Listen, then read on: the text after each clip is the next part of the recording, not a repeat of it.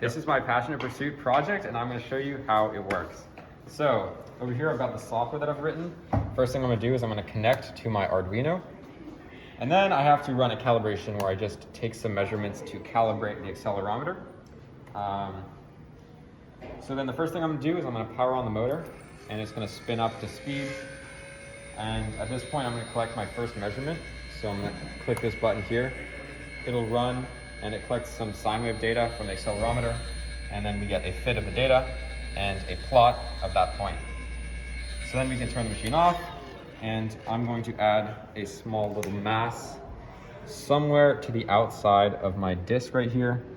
I'm going to choose the point 0 just for simplicity.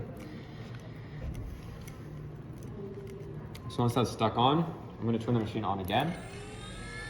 And once it spools up, I'm going to take a second measurement, and we should see that this one should have a different phase than the first one, which was up here.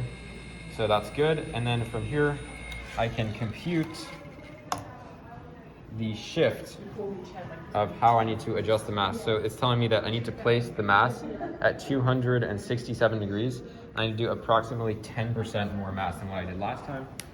So I'm going to go over here, put a little bit more mass, and I'm also going to put it at 270, which is right here. Or it said what? It said 267, so 270 is pretty close. And that is actually the exact point that should balance it theoretically. So when I turn it back on again, first of all, you should observe that it does not vibrate very much.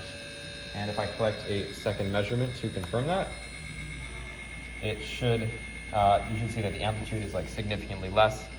If I plot this plot again, you can see that the amplitude has decreased a whole lot. So in that sense, the machine is working.